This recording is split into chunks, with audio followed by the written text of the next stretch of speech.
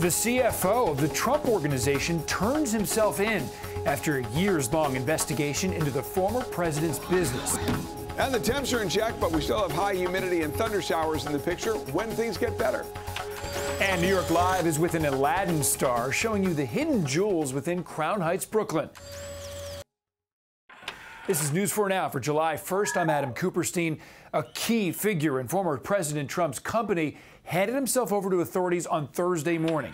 His name is Weisselberg. He's the Trump Organization's longtime CFO, and he's facing a criminal indictment into tax crimes related to fringe benefits for certain employees. The charges are the result of a 2-year probe into the Trump Organization. Weisselberg faced a judge as part of the investigation into the former president and his business practices. And after he turned himself in, a spokesperson for the Trump Organization issued a statement saying, in part, he is now being used by the Manhattan District Attorney as a pawn in a scorched earth attempt to harm the former president. At this point, there is no indication that former President Trump himself will be charged. Smallville actress Allison Mack is going to spend 3 years in prison for her role in an upstate sex cult. She was sentenced Wednesday in Brooklyn after previously pleading guilty to racketeering and conspiracy charges.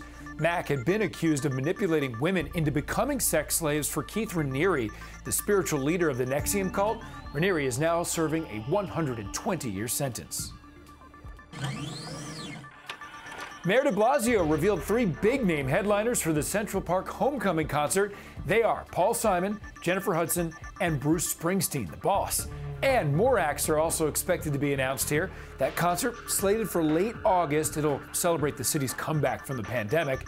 Not too many details are known right now, but the city says it'll be a 3-hour show for 60,000 people in the park. We'll be announcing the full lineup and a lot more details soon.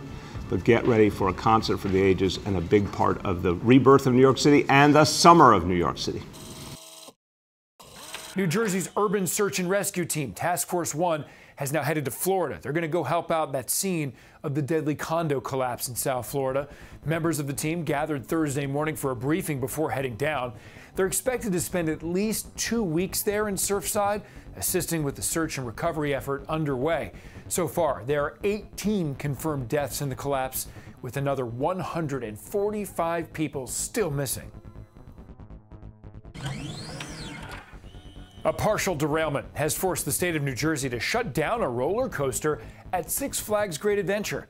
That incident happened Tuesday afternoon at the popular amusement park in Jackson. The El Toro roller coaster came to a stop during a run with its rear wheels elevated. A park spokesperson said there was no derailment and no one was injured, but the state's Department of Community Affairs has removed it from operation and placed the ride under review. Well, the heat lets up a little bit today, but Dave, now we're dealing with some storms again.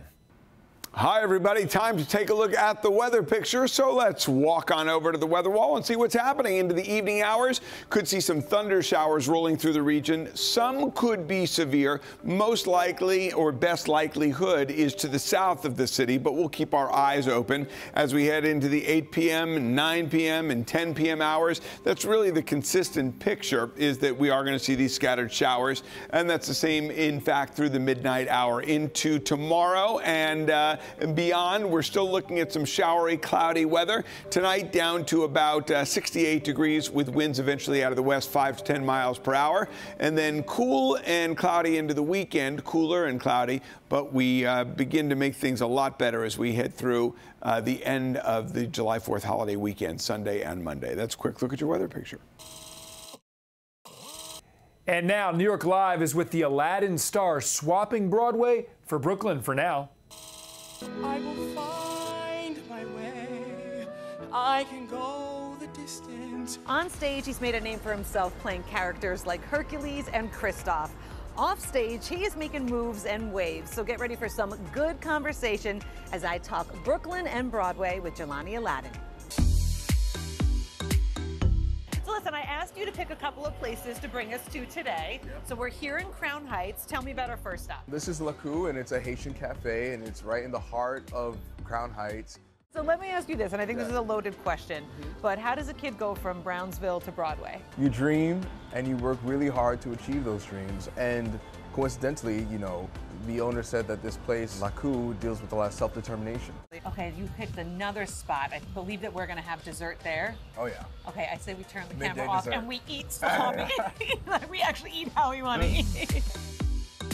First, tell me about this place. The owners are incredible. The tie-in is incredible. This is also a new place for me. My first time being here. It's Island Pops, and they started their business by making pops from parties, like party drinks, and they would like go around and sell those, and now they have a full business here, and I'm sure these are going to taste so delicious because they're made from love. So let's talk about RNH Goes Pop. RNH Goes Pop. So basically RNH Goes Pop was an initiative started back in 2018 at the 75th anniversary of Oklahoma. I've been so lucky to have been brought on to do one of the songs, the song that I get to sing with one of my friends, Matt Doyle, who's also a Broadway actor, is We Kiss in a Shadow, and that's originally from King and I, and here we're doing it in a way, in the new version, kind of like a R&B kind of soul version of it with two men.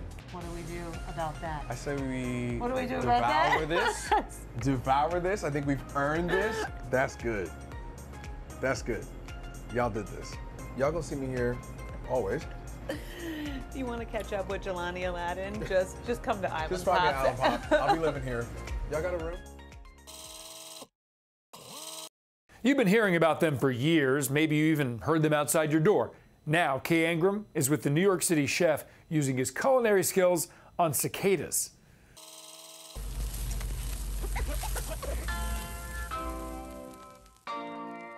Bug appetit. Bug appetit. Hey guys, I'm Joseph Yoon from Brooklyn Bugs, and we work as edible insect ambassadors. We tour around America to share the gospel and extol the virtues of edible insects and share just how incredibly delicious it is and explain why the UN's FAO endorses it to address food security and sustainability. Oh yeah. Americans have had a very extreme reaction around edible insects. But what if they knew there are over 2,000 types of edible insects with wildly different flavors, different textures, and functionality that the majority of the world is already eating? So the beauty of these cicadas, they've been eating plant and trees island for 17 years, so they're just so full of goodness. The story of cicadas is one of great magic and romance. They have been underground for 17 years, gorging themselves on plant and tree xylem. And then their little mathematical genius minds, they go, okay, it's time to come out and emerge en masse, and brood X is coming out by the hundreds of billions, if not trillions. We're making a cicada fried rice, and we're adding all these beautiful veggies and flavors that will really add a ton of flavor and really pair up with the vegetal goodness of the cicadas.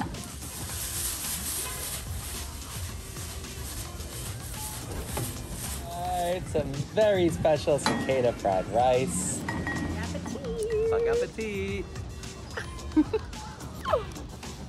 We just ate bugs. Oh my God.